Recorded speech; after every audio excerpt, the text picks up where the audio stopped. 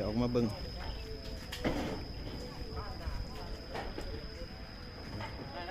ครับอยู่เห็นแล้วก็ได้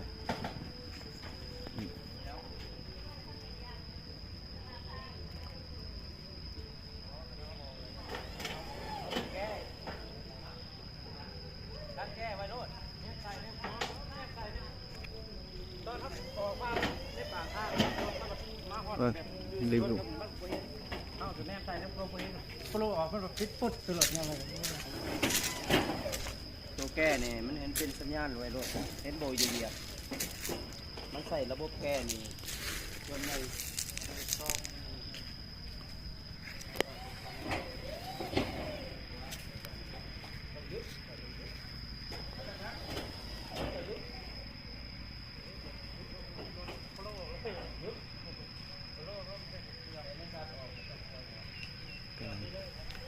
สร้างคนกำลังเก็บให้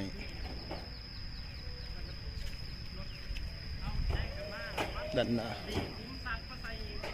ด้านข้าง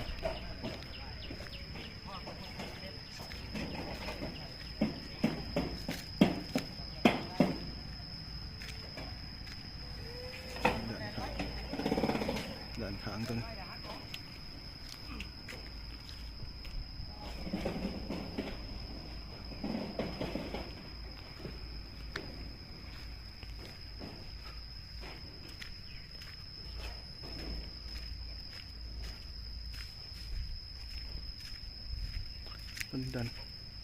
ดันหลังต้น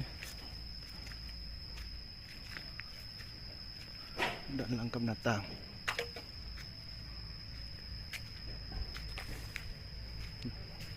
เห็ดลายหนองขึ้นมาเพราะมี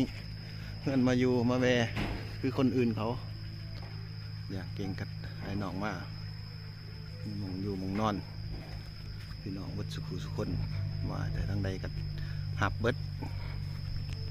ตรงย่านบ้านเนี่ยเพราะมีเงินอยู่กันนอนไปน้องหมูคูคน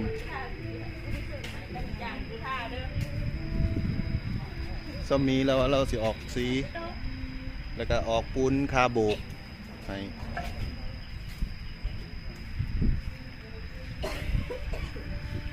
ไอเตี้ยเว้าตะกี้ว่าสิออกคาหินคาทรายให้คันเฮ็ดว่าซั่น